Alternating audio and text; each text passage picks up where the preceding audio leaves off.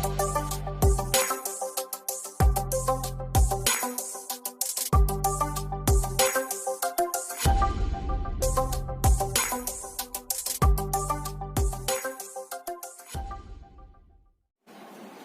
Morning. ઈલવોદર વિદ્યા સંકુલમાંથી જે demo લેક્ચરનું આયોજન કરેલું છે, જે ઓનલાઈન તમે ઘરે બેસીને અત્યારે લોકડાઉનની સ્થિતિમાં 10મા પછી જે 11 સાયન્સમાં એડમિશન લેવાના છો એના માટે જે ડેમો લેક્ચર ગોઠવેલા છે, જેની અંદર હું ફિઝિક્સ લેવાનો છું, જે સ્ટાર્ટિંગમાં ઇન્ટ્રોડક્શનમાં તમે જોઈ લીધું હશે, નામ, મોબાઈલ નંબર વગેરે. ઠીક છે, એટલે આપણે વધારે ઇન્ટ્રોડક્શનની વાત કરતા નથી. આપણે સીધા ભણવાની તરફ આગળ વધીએ, ફોકસિંગ કરીએ. તો આપણે બધા ફિઝિક્સ ભણવાના, ભૌતિક વિજ્ઞાન મજા આવશે. જે વિદ્યાર્થીઓને સાયન્સ લેવાનું છે, વિદ્યાર્થીઓ હાલ ડેમો લેક્ચર જોઈ રહ્યા છો. ઓકે, તો હવે ધોરણ 10 પછી તમારા પાસે 3 ઓપ્શન રહેશે. બેઝિકલી હું તમને મોટિવેશનલ લેક્ચર બી આપે, થોડું આઈ થિંક તમને ખ્યાલ પડે કે સર આફ્ટર 10th કયા વે ઉપર જવું બેટર છે. તો થોડો મોટિવેશનલ લેક્ચર સમજો કે થોડુંક ટોપિક લેવલ ઉપર બી આપણે કામ કરીશું કે ફિઝિક્સની અંદર કઈ રીતે મારે તમને લર્ન કરાવવાનું છે, કઈ રીતે સમજાવવાનું છે, એ બાબતે બી આપણે ફોકસ કરીશું. તો 10મા પછી બેઝિકલી તમારે 3 સ્ટ્રીમ આવે છે. હાલાકી ડિપ્લોમા બી હોય છે, આર્ટ્સ, કોમર્સ અને સાયન્સ હોય છે, જેની અંદર મોસ્ટલી ઘણા બધા વિદ્યાર્થીઓ સાયન્સ થી ડરતા હોય છે કે આઈ થિંક સાયન્સ બહુ હેવી છે, એની તરફ નથી જવું, બહુ હાર્ડ પડે છે. તો આઈ થિંક સાયન્સ વિશે તમારે પૂછવું હોય તો તમે એવા વિદ્યાર્થીઓને ના પૂછો જે ફેલ થઈ ચૂક્યા છે, જે લોકોને લાઈફમાં લોસ થયું છે. તમે સક્સેસફુલ પર્સનને પૂછો, જે સાયન્સ લઈને સક્સેસ થયા છે, સારી ફિલ્ડમાં ગયા છે, એવા વિદ્યાર્થીઓને પૂછો તો તમને સારી સલાહ આપશે. બેટર વસ્તુ એ છે કે એ લોકોને પૂછો તો જ એ તમને સારી સલાહ આપવાના છે. હવે આર્ટ્સ વાળો વ્યક્તિ જો આર્ટ્સ લીધું, આર્ટ્સ કોમર્સ બી સારી સ્ટ્રીમ છે, જો ચોક્કસ તમારી કંઈક ટાર્ગેટ ફિક્સ હોય કે તમારે આ ફિલ્ડમાં જવાનું છે તો આર્ટ્સ કોમર્સ બી લઈ શકાય. બટ હું સાયન્સ ભણાવું છું એટલા માટે હું સાયન્સની તમને વે બતાવીશ કે તમે સાયન્સ લો. ઓકે, તો આર્ટ્સ વાળો વ્યક્તિ આર્ટ્સનું કામ કરી શકે, કોમર્સ વાળો વ્યક્તિ આર્ટ્સ અને કોમર્સ બંને કામ કરી શકે, પણ સાયન્સ વાળો વ્યક્તિ આર્ટ્સ, કોમર્સ અને સાયન્સ ત્રણેયનું કામ કરી શકે. તો બેટર છે કે આપણે ઓલરાઉન્ડર જ બનીએ, કે જે ત્રણેય ફિલ્ડમાં લાગુ પડતું હોય, કે દરેક ફિલ્ડમાં જ્યાં તમારે જોબ કરવી હોય ત્યાં જઈ શકતા હોય, તો એના માટે તમારે સાયન્સ કરવું જરૂરી છે.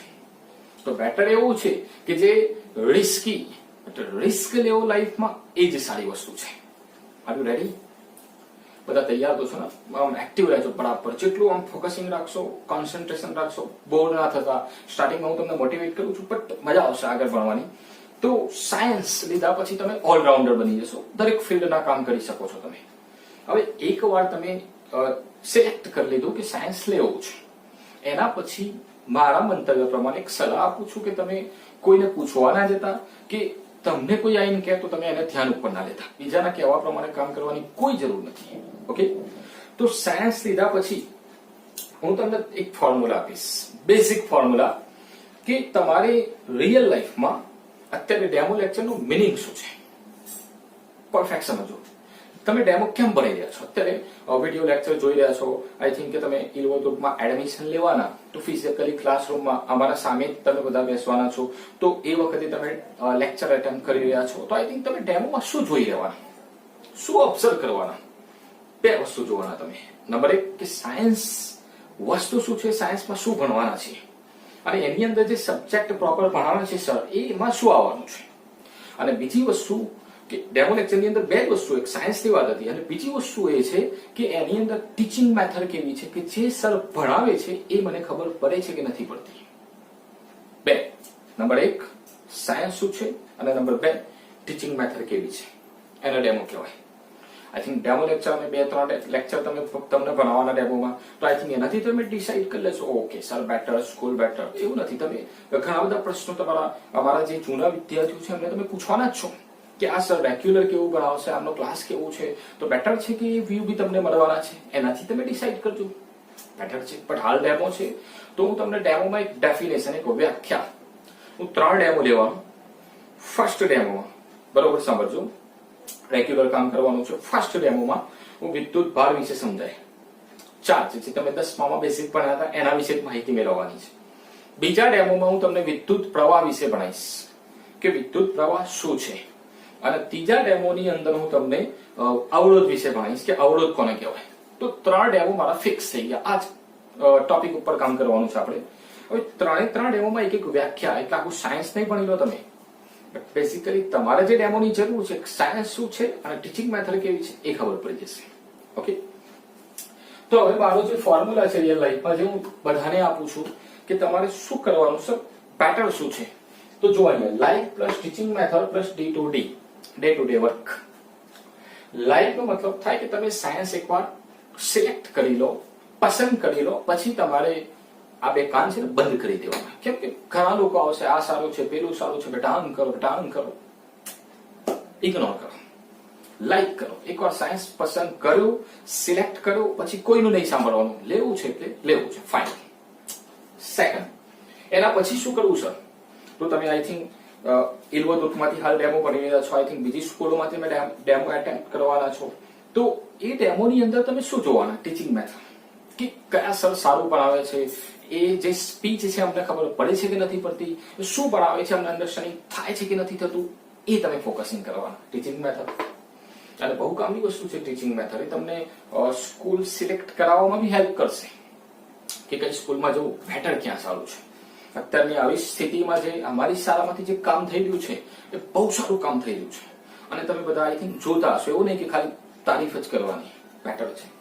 તો અહીંયા ટીચિંગ મેથડ બી તમને ખબર પડવી જોઈએ. અને ત્રીજા નંબરમાં લાઈક એટલે સાયન્સ પસંદ, સાયન્સ લઈ લીધું તમે. ટીચિંગ મેથડ એટલે સ્કૂલ સિલેક્ટ થઈ ગઈ. હવે પછી શું કરવું? તો ડે ટુ ડે વર્ક, રોજનું કામ રોજ કરો. ડે ટુ ડે વર્ક, રોજનું કામ રોજ. આજે જેટલું ચાલે એટલું કરી નાખો તો ક્યારેય તમને સાયન્સમાં કોઈ ડિફિકલ્ટી નહીં આવે. અને જે લોકો તમને ડરાવે છે એવું કશું હોતું નથી. રોજનું કામ રોજ કરો તો સાયન્સ તમારા માટે બહુ ઇઝી છે. ઓકે, આ એક ફોર્મ્યુલા છે. હવે સાયન્સ લીધા પછી એની અંદર 4 સબ્જેક્ટ, જેમ કે ફિઝિક્સ એટલે ભૌતિક વિજ્ઞાન, કેમિસ્ટ્રી એટલે રસાયણ વિજ્ઞાન, બાયોલોજી એટલે જીવ વિજ્ઞાન અને મેથ્સ એટલે ગણિત. આમાં બાયોલોજી અને મેથ્સ બંને ઓપ્શનમાં હોય છે. એટલે કેટલાક લોકો બાયોલોજી લેતા હોય છે જે ડોક્ટરની ફિલ્ડમાં જવા વાળા હોય, બધા મેડિકલ લાઈનમાં, અને મેથ્સ લેતા હોય છે જે એન્જિનિયરિંગ ફિલ્ડમાં જવા વાળા હોય છે. બાકી ફિઝિક્સ અને કેમિસ્ટ્રી કમ્પલસરી કોમન સબ્જેક્ટ છે. એટલે તમારે સાયન્સમાં કોઈ બી સ્ટ્રીમ પસંદ, સાયન્સની અંદર કોઈ બી લો તમે સબ્જેક્ટ, બાયોલોજી લો કે મેથ્સ લો, તમારે કમ્પલસરી ફિઝિક્સ ભણવાનું છે. ઓકે, ફિઝિક્સ ઇંગ્લિશ શબ્દ છે અને ગુજરાતીમાં તમે કહો છો ભૌતિક વિજ્ઞાન, જે ધોરણ 10 ની અંદર ચેપ્ટર 10 થી 10, 11, 12, 13, 14 જે એક પાઠ હતું તમારા વિજ્ઞાનની અંદર, એ જે પાઠ હતા એ ભૌતિક વિજ્ઞાનની અંદર સમાવેશ થાય છે. આવી રેડી? બધા તૈયાર તો છો ને? એક્ટિવ રહેજો, થોડીક આગળ વધી એટલે મજા આવશે. તો એ જે ચેપ્ટરનું એક પોર્શન હતું સાયન્સની અંદર, એ ભૌતિક વિજ્ઞાનના ચેપ્ટર હતા. એ ભૌતિક વિજ્ઞાન શબ્દ આવ્યો ક્યાંથી? અને ઇંગ્લિશમાં ફિઝિક્સ કહેવાય. તો ફિઝિક્સ શબ્દ ક્યાંથી આવ્યો? તો ગ્રીક શબ્દ, ગ્રીસમાંથી ગ્રીક વર્ડ્સ એક શબ્દ છે જેને કહેવાય ફ્યુઝિસ. ફ્યુઝિસ ઉપરથી એને ફિઝિક્સ નામ આપવામાં આવ્યું. અને સંસ્કૃતમાં એક શબ્દ છે ભૌતિકી, એના ઉપરથી એને ભૌતિક વિજ્ઞાન કીધું. ફિઝિક્સ કેમ કીધું? ફ્યુઝિસ ઉપરથી. અને ભૌતિક વિજ્ઞાન કેમ કીધું? ભૌતિકી ઉપરથી. સંસ્કૃત શબ્દ છે. ક્લિયર? તો આ એક નામ પહેલા બતાવ્યું સબ્જેક્ટનું, જે હું ભણાવવાનું છું તમને. હવે એ સબ્જેક્ટ નો મતલબ શું છે? ભૌતિક વિજ્ઞાનમાં તમે શું ભણવાના? તો પ્રકૃતિ વિશે ભણવાના. નેચર, કુદરતી, આ પ્રકૃતિ જે દેખાય છે તમારી આસપાસ, પ્રકૃતિને સમજવા માટેનું વિજ્ઞાન, એને કહેવાય ભૌતિક વિજ્ઞાન. ક્લિયર? Very yes. તો પ્રકૃતિને સમજવી છે. બેસિકલી તમે અર્લી મોર્નિંગમાં ઉભા થયા, તમને એમ થાય બોરિંગ સબ્જેક્ટ છે, નથી ભણવું. સવારે ઉભા થયા, તમે જોઈ શકો છો દ્રશ્ય પ્રકાશ ફિઝિક્સની અંદર આવે છે. તમે ચાલી શકો છો ઘર્ષણના કારણે, ફિઝિક્સની અંદર આવે છે. તમે સાંભળી શકો છો ધ્વનિ તરંગોના કારણે, ફિઝિક્સની અંદર આવે છે. તો આઈ થિંક તમારી રિયલ લાઈફમાં તમારી આસપાસ દરેક જગ્યાએ ફિઝિક્સ છે. પછી આપણે ભણવું જ પડે. કેમ નહીં ભણવું? અને ગમશે બી, કેમ કે અત્યાર સુધી તમે 10મામાં જે પાઠ ભૌતિક વિજ્ઞાનનું હતું એને તમે ગોખતા હતા. 2 પ્રકારના સ્ટુડન્ટ હોય, ગોખવા વાળા, એક તૈયાર કરવા વાળા. તો આઈ થિંક અત્યારે સાયન્સ ફિલ્ડમાં જો તમે એન્ટર થયા તો પછી તમારે એક જ યાદ રાખવાનું કે તમારે તૈયાર કરવાનું છે, ગોખવાનું નથી. Not rustification, that's only for understanding. તમારે તૈયાર કરવાનું છે, રેડી થવાનું છે. કશું ગોખવાની કોઈ જરૂર નથી. કોઈ બી વસ્તુ ભણાવતા હોય ભૌતિક વિજ્ઞાનની અંદર તો ઇમેજિન કરો. કોઈ સબ્જેક્ટ ઉપર ફોકસિંગ કરતા હોય, માની લો કે જસ્ટ ઇમેજિન કર્યા વગર તમને ખબર નહીં પડે. ઘણા લોકોને ઇમેજિનમાં નહીં ખબર પડતી હોય, ધીમે ધીમે આગળ ખબર પડશે તમને બધી જ. તો ભૌતિક વિજ્ઞાનનો મતલબ થાય પ્રકૃતિને સમજવા માટેનું વિજ્ઞાન. તમારી આસપાસ સૂર્ય કે આજે અવકાશ જે તમને બ્લુ સ્કાય દેખાય છે, સૂર્ય ઉગતો હોય કે આથમતો હોય વખતે રાતસ પડતો દેખાય છે, આવા બધી જે ઘટનાઓ કુદરતી એને સમજવી છે આપણે. ધેટ મીન્સ તમે એક વસ્તુ વિચારી લો કે પ્રકૃતિ સમજવી હોય એટલે પ્રકૃતિની અંદર શું આવી જાય? આખું બ્રહ્માંડ, એટલે આખું ગેલેક્સી, આખા બ્રહ્માંડ, આખા યુનિવર્સને તમારે સમજવું છે ફિઝિક્સની અંદર. તો પછી એની અંદર તમારે ધીમે ધીમે આગળ વધો કે સર બ્રહ્માંડની અંદર શું હશે? તો બ્રહ્માંડના બે મૂળભૂત ઘટકો છે.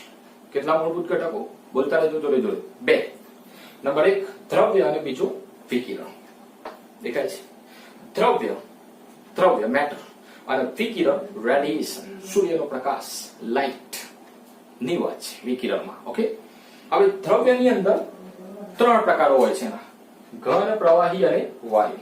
એનું ચોથું સ્વરૂપ આવે છે પ્લાઝમા. હાલ એની કોઈ વધારે ડિટેલમાં જરૂર નથી, સૂર્યમાંથી કંઈક મળી રહે છે અને ઉર્જાનો અકૂટ સ્ત્રોત છે. 11 સાયન્સમાં આવશો એટલે વધારે થોડી ખબર પડશે. તો દ્રવ્યના 3 પ્રકારો: ઘન અવસ્થા, પ્રવાહી અવસ્થા અને વાયુ અવસ્થા. ખબર પડે છે બધાને? ઓકે, તમારી આસપાસ તમે નજર ફેરવો, જ્યાં બેઠા છો ત્યાં આસપાસ જુઓ. પ્રેક્ટિકલી હાલ ઇમેજિન કશું કોઈ આપણે ગોખવાનું જવું નહીં, તમારી આસપાસ નજર ફેરવો તમે અને જુઓ કે આ પદાર્થ કયો છે? ઘન પદાર્થ. આ બાજુ હવા છે, પ્રવાહી, વાયુ છે, પાણી પ્રવાહી છે. તમારી સામે બોર્ડ દેખાય છે, હું દેખાવું છું, આ બોર્ડ દેખાય છે, ઘન પદાર્થ છે. આઈ થિંક તમને એમ ફીલ થશે સર હા ઘન પ્રવાહી વાયુ, ઘન પ્રવાહી વાયુ એવરીવેર તમારી આસપાસ. અથવા તો તમે લાઇટ, પ્રકાશ પડતો હશે તો વિકિરણ. તો દ્રવ્ય અને વિકિરણ, આખા બ્રહ્માંડમાં 2 જ વસ્તુ છે. એટલે આ 2 વસ્તુ તમે સમજી ગયા તો આખું બ્રહ્માંડ સમજી ગયા. એ જ ફિઝિક્સમાં ભણવાના. ઓકે, હવે ઘન, પ્રવાહી અને વાયુ, આ જે ત્રણેય છે એ શામાંથી બનેલા છે? તો ઘન, પ્રવાહી અને વાયુ પરમાણુઓથી, અણુ પરમાણુઓથી બનેલા છે. હવે તમને એમ થાય કે સર પરમાણુઓથી આ ઘન, પ્રવાહી, વાયુ બન્યા, તો પરમાણુ શું છે એ બી સમજવું પડશે. હવે જે ટોપિકનું નામ આપ્યું છે એની તરફ તો હજી ગયો જ નથી. તમને ભણાવવાનું છે વિદ્યુતભાર શું છે, એક જ ટોપિક છે. ઓકે, આવશે એમ નથી. ઓકે, તો પરમાણુઓથી બનેલા છે, પણ પરમાણુની અંદર શું હોય? ન્યુક્લિયસ હોય છે. પરમાણુની અંદર શું હોય? ન્યુક્લિયસ હોય છે. અને ન્યુક્લિયસની અંદર શું હોય? તો પ્રોટોન અને ન્યુટ્રોન હોય છે. હવે તમારે આખો પરમાણુ જોવો હોય તો તમે વિચારો ઘન પદાર્થ હોય, માની લો કે આ માર્કર છે, ઘન પદાર્થ છે. હવે આ પરમાણુથી બનેલી છે. હવે આની અંદર ક્યાં પરમાણુ તમને દેખાતો હશે? દેખાય છે? કશું નહીં. બટ ઇમેજિન કરવું પડશે. એટલા માટે મેં કીધું ઇમેજિન આને જ કહેવાય કે કલ્પના કરો. હા યસ છે, માની લેવાનું કામ છે. માનશો કે નહીં? એક્સેપ્ટ કરો, પોઝિટિવ બનો. લાઈફમાં હંમેશા પોઝિટિવ બનો. કોઈ બી એની ટાઈમ કોઈ ક્વેશ્ચન હોય તો ગભરાયા વગર બિંદાસ જવાબ આપો. ગભરાયા વગર. તમને હું એક ક્વેશ્ચન પૂછેલો તો પહેલા બી અગેન રિપીટ કરી દઉં, શાયદ તમને યાદ હોય તો કે માની લો કે પેસિફિક મહાસાગર હોય, એને તમારે બકેટમાં એક ડોલની અંદર ભરી દેવું હોય તો હાઉ ટુ પોસિબલ? તો ઘણા વિદ્યાર્થીઓના મગજમાં એવું આવશે સર ઇમ્પોસિબલ, શક્ય જ નથી.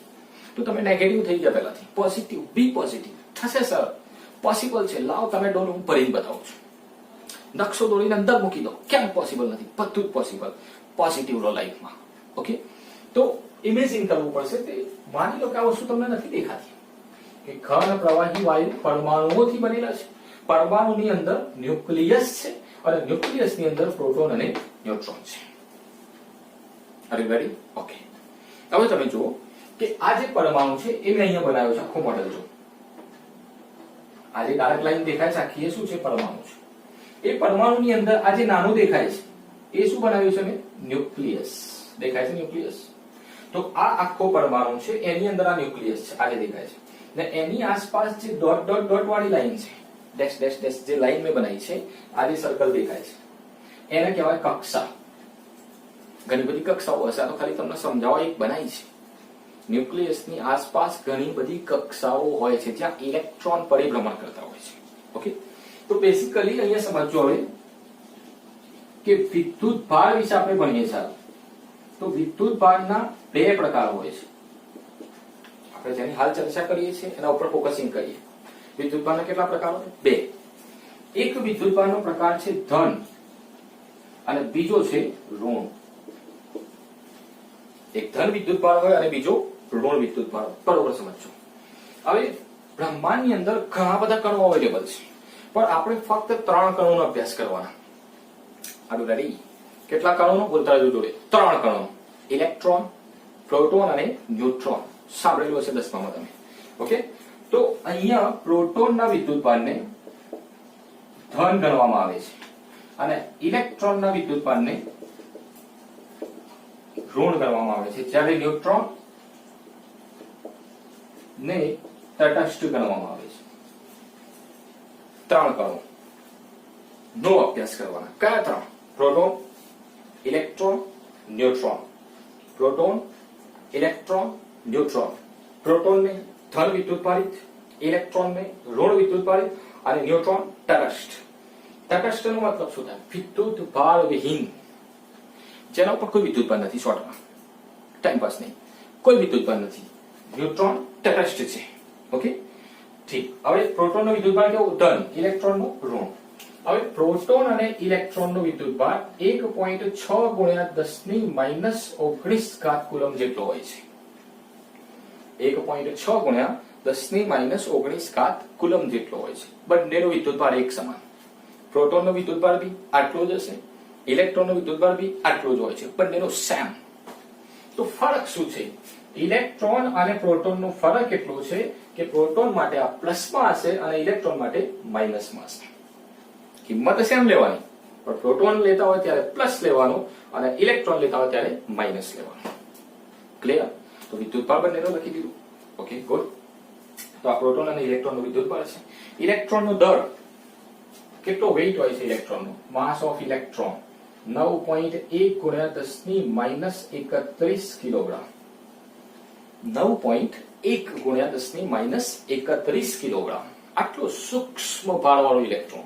કેમ કે તમે વિચારો, 31 ઘાત છે પણ માઇનસમાં છે. 0.0000. કેટલો સૂક્ષ્મ ઇલેક્ટ્રોન છે. આટલા સૂક્ષ્મ દરવાળો ઇલેક્ટ્રોન છે તમે પ્રત્યક્ષ જોઈ બી નહીં શકતા, બટ એના વિશે ભણવાનું છે. તો ઇમેજિન તો કરવું જ પડશે, માનવું પડશે કે છે સાહેબ, દેખાય છે. યસ. ઓકે, તો આટલો ઇલેક્ટ્રોનનો દર છે, જ્યારે પ્રોટોનનો દર 1.67 ગુણ્યા 10⁻27 કિલોગ્રામ જેટલો હોય છે. જો ઇલેક્ટ્રોન કરતા થોડુંક, એવું નહીં કે બહુ વધારે પડતું, હા -31 -27 એટલે થોડુંક હેવી છે, વજનમાં થોડુંક વધારે છે. ઓકે, અને જેટલો દર પ્રોટોનનો હોય છે એટલો જ દર કોનો માનવામાં આવે છે? ન્યુટ્રોનનો. એટલે પ્રોટોન અને ન્યુટ્રોન બંનેનો દર એક સમાન, અને ઇલેક્ટ્રોન એમના કરતા પણ નાનો છે, -31 કિલોગ્રામ. બોલો, ક્લિયર છે? ઓકે, તો વિદ્યુતભાર બે પ્રકારના, ધન અને ઋણ. ધન કોને ગણ્યો? પ્રોટોનને. ઋણ કોને ગણ્યો? ઇલેક્ટ્રોનને. પ્રોટોનનો વિદ્યુતભાર, ઇલેક્ટ્રોનનો વિદ્યુતભાર એક સમાન, પણ એકનો પ્લસમાં એકનો માઇનસમાં. કેટલો? 1.6 ગુણ્યા 10⁻19 કુલમ. ક્લિયર? આજે લખ્યું છે. વિદ્યુતભારનો એકમ કુલમ છે, કેમ કે ચાર્લ્સ કુલમે એની માહિતી આપી છે. આજે સી લખ્યું છે ને કુલમ કહેવાય, એકમ કહેવાય વિદ્યુતભારનો. ચાર્લ્સ કુલમ નામના વૈજ્ઞાનિકે માહિતી આપી, એટલા માટે એનો એકમ કુલમ છે, એના નામ ઉપરથી. ક્લિયર? ઓકે, વિદ્યુતભારની માહિતી મેળવી, સરસ, મજા આવી. ભાઈ ખ્યાલ તો પડે છે ને બધા? R you ready? Okay, good. હવે એના પછી સમજો કે મેં એક શબ્દ લખ્યું છે અહીંયા, તટસ્થ.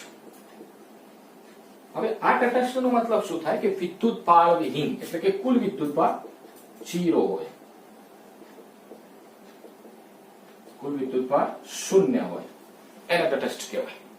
ચલો એક એક્ઝામ્પલ આપું તમને કે હમણાં ખ્યાલ પડશે તમને. Are you ready? Yes or no? Okay, હવે તમે માની લો કે આ જે દેખાય છે આખું પરમાણુ છે, એની અંદર આ ન્યુક્લિયસ, એની આસપાસ આ કક્ષા, અને આ કક્ષામાં ઇલેક્ટ્રોન પરિભ્રમણ કરે છે.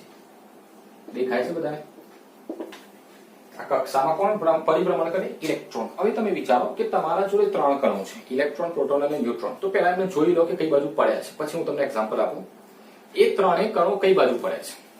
તો એક પ્રોટોન અને ન્યુટ્રોન ન્યુક્લિયસની અંદર હોય છે, એટલે કે અહીંયા, અને ઇલેક્ટ્રોન ન્યુક્લિયસની બહાર, એટલે કે કક્ષાઓમાં હોય છે, અહીંયા.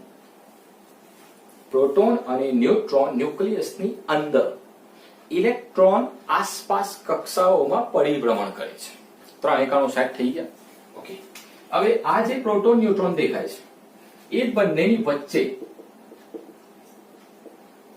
પ્રોટોન ન્યુટ્રોનની વચ્ચે એક બળ લાગે છે જેનું નામ છે સ્ટ્રોંગ ન્યુક્લિયર બળ. બળ છે, બળ શું કરે? પકડી રાખે છે. અને આ જે બળ છે કેવું બળ છે? આકર્ષણ પ્રકારનું. કેવો બળ છે? આકર્ષણ પ્રકારનું. એનો મતલબ કે સ્ટ્રોંગ ન્યુક્લિયર બળ, બહુ પ્રબળ, બહુ શક્તિશાળી બળ છે. અત્યારે સાયન્સ લેશો ત્યારે પહેલા ચેપ્ટરમાં તમે સ્ટ્રોંગ ન્યુક્લિયર બળ તમારે ભણવામાં આવશે. એ વખતે બહુ ડિટેલમાં તમે ભણવાના.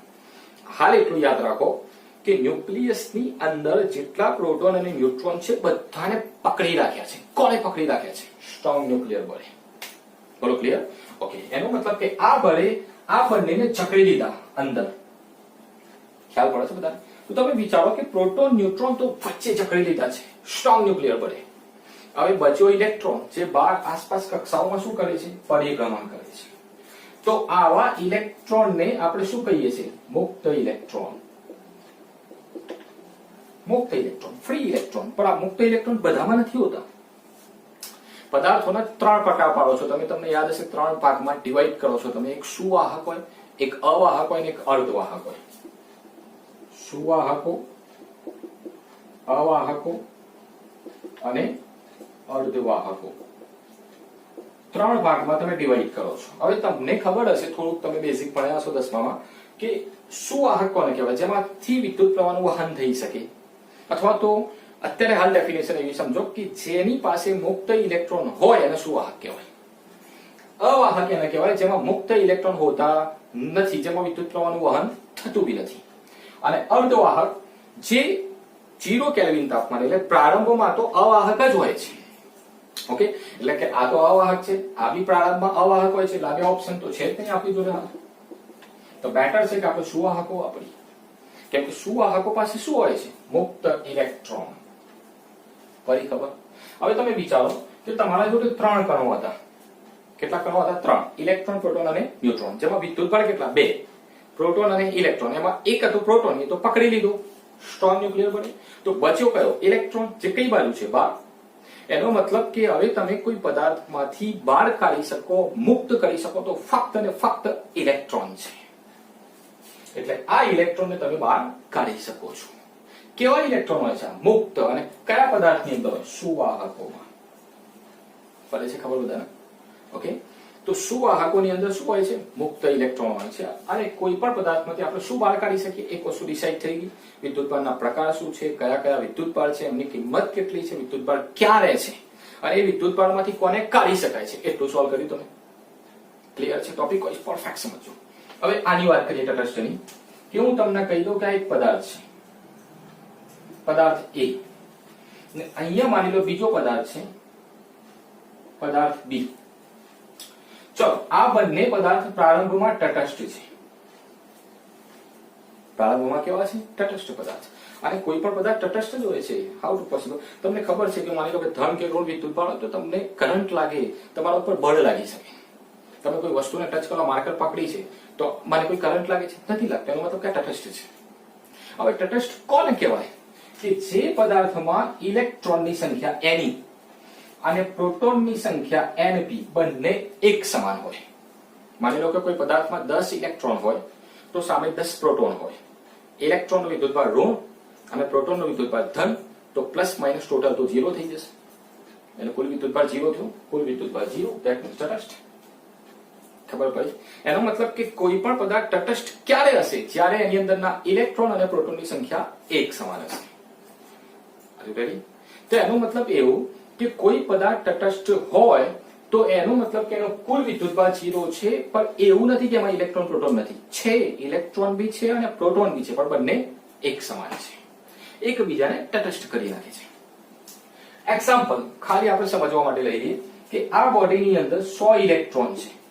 આમ તો ઘણા બધા ઇલેક્ટ્રોન હોય. 250 ગ્રામ પાણીની અંદર 10⁷ ઘાત કુલમ જેટલા વિદ્યુતભારો હોય છે. અસંખ્ય. એટલું બધું. તમે વિચારો કે 10⁷ ઘાત એટલે કેટલી બધી કિંમત થઈ. બટ આપણે હાલ અહીંયા સમજીએ, ખાલી તમને સમજાવવા ખાતર મેં લીધા છે. 100 ઇલેક્ટ્રોન અને 100 પ્રોટોન છે આ બોડીમાં. 100 ઇલેક્ટ્રોન 100 પ્રોટોન, તો કુલ વિદ્યુતભાર 0 એટલે તટસ્થ થઈ ગઈ. એ જ રીતે આ બોડીમાં માની લઈએ આપણે 100 ઇલેક્ટ્રોન અને 100 પ્રોટોન. તો આવી તટસ્થ થઈ ગઈ. ઠીક. હવે કોઈ પણ પદાર્થમાંથી બહાર શું કાઢી શકાય? ઇલેક્ટ્રોનને. હવે એ કાઢવા માટેની 3 પ્રક્રિયાઓ છે જે તમે 12મામાં ભણશો. એક સંપર્કની, એક ઘર્ષણની અને એક પ્રેરણની. સંપર્ક, ઘર્ષણ અને પ્રેરણ કે બે સુવાહકમાં એક વિદ્યુત પારિત હોય, બીજો વિદ્યુત પારિત ના હોય ને બંનેને ટચ કરો તો બંને વિદ્યુત પારિત થઈ જાય અને સંપર્ક કહેવાય. તો મેં શું કર્યું કે આ પદાર્થમાંથી આ પદાર્થને 10 ઇલેક્ટ્રોન આપી દીધા. ભાઈ ખ્યાલ પડે છે બધા? કેમ કે કાઢી શું શકો તમે? ઇલેક્ટ્રોન જ. એટલે ઇલેક્ટ્રોન જ કાઢવા પડશે. તો અહીંથી મેં કાઢી લીધા. કેટલા? 10. અને કોને આપે? ઓને. તો A માંથી 10 ઇલેક્ટ્રોન ગયા અને B એ 10 ઇલેક્ટ્રોન મેળવ્યા. ઓકે, ચલો આના પર ઇલેક્ટ્રોન હતા કેટલા? 100. ગયા કેટલા? 10. તો વધ્યા કેટલા? 90 ઇલેક્ટ્રોન. જ્યારે પ્રોટોન તો 100 જ છે અહીંયા.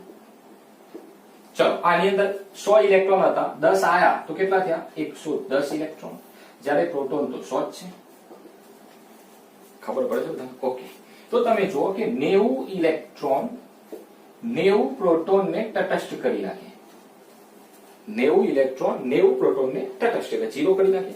તો પણ આમાં કેટલા? 10 પ્રોટોન વધ્યા. એ આનો વિદ્યુતભાર થઈ ગયો. એ જ રીતે આમાં જુઓ 100 ઇલેક્ટ્રોન 100 પ્રોટોનને તટસ્થ કરી નાખે. તેમ છતાં જુઓ 100 ઇલેક્ટ્રોન 100 પ્રોટોનને તટસ્થ કરે તો એ 10 ઇલેક્ટ્રોન વધે છે. એ આનો વિદ્યુતભાર થયો. તો જે બોડીએ 10 ઇલેક્ટ્રોન આપ્યા પોતે પ્લસ ધન વિદ્યુતભારિત બની અને જે બોડીએ ઇલેક્ટ્રોન લીધા એ પોતે શું બની? ઋણ વિદ્યુતભારિત. રિયલ લાઈફમાં બી તમે સમજી શકો કે આપનાર ધનવાન હોય અને લેનાર ઋણી હોય. તો જેને ઇલેક્ટ્રોન આપ્યા પોતે ધન બની ગયો અને જેને ઇલેક્ટ્રોન લીધા એ ઋણ બની ગયો. કોને ઇલેક્ટ્રોન લીધા તો ઋણ બની ગયું -10 અને આને ઇલેક્ટ્રોન આપ્યા તો આ ધન બની ગયું +10. ક્લિયર છે? ઓકે.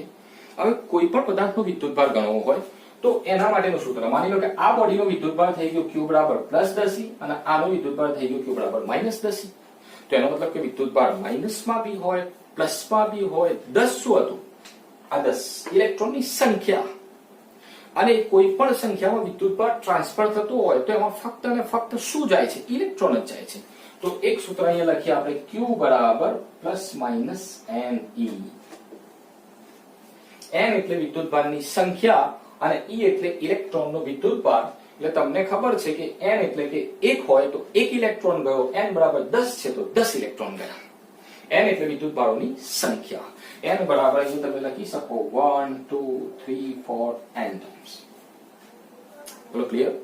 એટલે કે કોઈ પણ પદાર્થનો વિદ્યુતભાર ઇલેક્ટ્રોનની પૂર્ણાંક સંખ્યામાં હોય છે. પૂર્ણાંક સંખ્યા એટલે કે 1 ઇલેક્ટ્રોન જાય, 2 જાય, 10 જાય, 1.5 અડધો ઇલેક્ટ્રોન નહીં થાય. ઇલેક્ટ્રોન સૌથી નાનામાં નાનો કણ છે, એને તોડીને અડધો નથી કરવો. પડે છે ખબર? આનાથી નાના બી કોર્ક્સ તો આવે છે બટ એ બહુ ડિટેલમાં આવશે. હાલ તમને demo that means just only four definition ભણવાની છે, સમજવાની છે વ્યાખ્યા. જેટલું અન્ડરસ્ટેન્ડિંગ થાય એટલું સારું છે. ક્લિયર છે? તો આ રીતે કોઈ પણ પદાર્થનો તમે વિદ્યુતભાર ગણી શકો આ સૂત્રથી Q ±NE થી. R you ready? ઓકે. તો રિયલમાં તમારે બહુ સારી રીતે ભણવું હોય કે ફિઝિક્સ શું છે, ભૌતિક વિજ્ઞાન કોને કહેવાય, એમાં સરસ મજાની બહુ થિયરીઓ આવે છે. જે આખી ઇલેક્ટ્રિસિટી સમજવી હોય તો હું તમને ખાલી 3 વ્યાખ્યાઓ ચલાવું છું. પણ આખી ઇલેક્ટ્રિસિટી સમજવી હોય તો મજા આવશે. ફિઝિકલી ક્લાસરૂમ ઇલવદુમાં એટેમ્પ કરો, એડમિશન લો, સરસ મજાનું કામ થશે. ડેમોથી ડિસાઇડ નહીં થાય. જૂના વિદ્યાર્થીઓને પૂછો. આઈ થિંક તમે સમજવાનો પ્રયત્ન કરો. આઈ થિંક તમને ખબર પડી હશે. સાહેબ પડી કે નહીં પડી? ઠીક પડી હશે તમને તો સારું લાગ્યું તો લાઈક કરજો અને કોમેન્ટ કરજો તમને જે ઠીક લાગે રીતે કે આ રીતે તમે કોઈ પણ પદાર્થનો વિદ્યુતભાર ગણી શકો છો. 1 by 1 3 ડેમોમાં હું તમને પરફેક્ટ 3 ડેફિનેશન સમજાય. વિદ્યુતભાર શું છે, કેટલા પ્રકાર, કયા કયા વિદ્યુતભાર, કેટલી કિંમત, વિદ્યુતભારો ક્યાં રહે છે, કોને કાઢી શકાય છે અને એ કાઢવો હોય તો કઈ પ્રક્રિયાથી કાઢી શકાય અને નીકળી જાય તો એનો વિદ્યુતભાર કેટલો થાય, ત્યાં સુધી વિદ્યુતભારની ટોટલી માહિતી આપણે મેળવી. હજી તો ઘણું બધું છે વિદ્યુતભાર વિશે બટ હાલ ડેફિનેશન, વ્યાખ્યા. આઈ હોપ કે તમને મજા આવી હશે. નેક્સ્ટ લેક્ચરમાં આપણે મળીશું ફરીથી અગેન નવો ટોપિક લઈને. વિદ્યુત પ્રવાહ, ઇલેક્ટ્રિક કરંટ, આખી વ્યાખ્યા છે બહુ ઇન્ટરેસ્ટિંગ હશે. તો જોતા રહેજો, મજા આવશે. કન્ટિન્યુ રાખજો આગળ. તો આ વિદ્યુતભાર વિશે માહિતી મેળવી જે તમને આઈ થિંક ખબર પડી હોય કેચ કરતા રહેજો. બટ આ રીતે તમે કોઈ પણ પદાર્થનો વિદ્યુતભાર ગણી શકો છો. ગણી શકો ને તમે. ઓકે, માની લો કે હું તમને કહી દઉં કે પદાર્થ એ માંથી 50 ઇલેક્ટ્રોન નીકળી ગયા, તો પદાર્થ એનો વિદ્યુતભાર કેટલું? Q બરાબર +85. તો E એટલે તો તમને આ ખબર છે ને, એના સાથે ગુણી નાખો તો વિદ્યુતભાર આવી જશે. આવા એક્ઝામ્પલ તમે કરી શકો ને, ટ્રાય તો કરી શકો ને. ઓકે, જેમ કે હું તમને 2-3 એક્ઝામ્પલ આપું, સોલ્વ કરજો જાતે. સ્ક્રીનશોટ લઈને લખી શકો લખવું હોય તો. એક પદાર્થ A છે અને આ પદાર્થ D. આમાંથી આના ઉપર 50 ઇલેક્ટ્રોન ટ્રાન્સફર કર્યા, તો પદાર્થ A નો વિદ્યુતભાર કેટલો? નંબર 1, પદાર્થ A, પદાર્થ B, આનાથી આના ઉપર 20 ઇલેક્ટ્રોન ટ્રાન્સફર કર્યા, તો આનો વિદ્યુતભાર QB કેટલો થાય શોધવાનું છે. 2 પ્રશ્નો આપ્યા છે. આમાંથી 50 ઇલેક્ટ્રોન આના ઉપર ગયા તો આનો વિદ્યુતભાર કેટલો છે, અને આના પરથી આના ઉપર 20 ઇલેક્ટ્રોન ગયા તો આનો વિદ્યુતભાર, આપવા વાળાનો વિદ્યુતભાર કેટલો અને લેવા વાળાનો બંનેનો વિદ્યુતભાર તમારે કેલ્ક્યુલેટ કરવાનો છે. 2 એક્ઝામ્પલ સોલ્વ કરજો. આઈ થિંક તમને આવડી જાય તો સ્ટાર્ટિંગમાં જે મારો મોબાઈલ નંબર આપેલો છે એના ઉપર તમે વોટ્સઅપ કરી શકો. અને આઈ થિંક હજી બીજો ડેમો એટેમ્પ કરજો. એક દિવસમાં કશું જ નહીં ખબર પડે, 3 ડેમો એટેમ્પ કરજો અને સારું લાગે પછી એડમિશન કન્ફર્મ કરજો. અને તોય તમને ડાઉટ લાગે તો ફિઝિકલી ક્લાસરૂમ એટેમ્પ કરો, પછી એડમિશન કન્ફર્મ કરજો. R you ready? Okay, thank you.